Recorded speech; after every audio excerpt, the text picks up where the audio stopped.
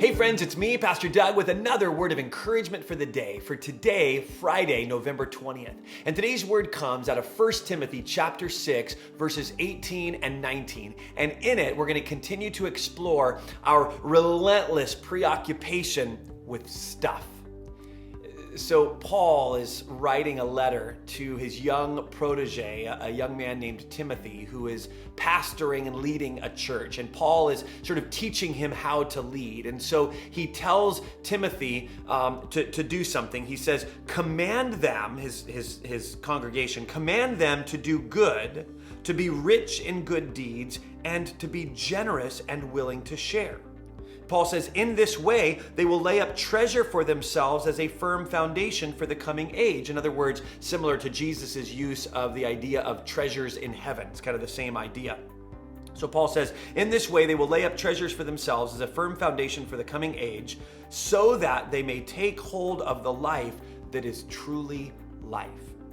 See, Paul and Timothy both want the same thing for the congregation.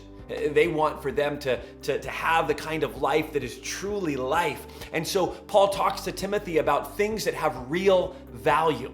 Value is kind of a strange thing, right? Because value can change from place to place, from culture to culture, from group to group. So what one group values might be different than what another group values. A teenager might highly value a particular type of shoes, where maybe their parents don't really see the value. The parents might value real estate in a particular part of town, and the teenager might go, that's not really a big deal to me. So we all sort of have different values depending on our context, depending on our circumstances, depending on our life stage.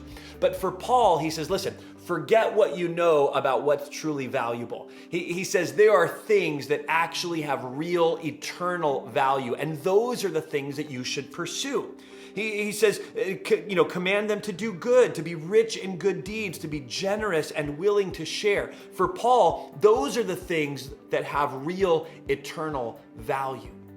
And so, friends, let me encourage you. My prayer for you this weekend is that you would put your best energy and your best time and your best effort into the things that have real eternal value. Have a great weekend. Be sure to join us on Sundays. We're going to continue this series called Boxology. We'll be on part 2. We're going to be talking about the danger of comparison. You don't want to miss that. And then we'll pick these videos back up next week. We'll see you then.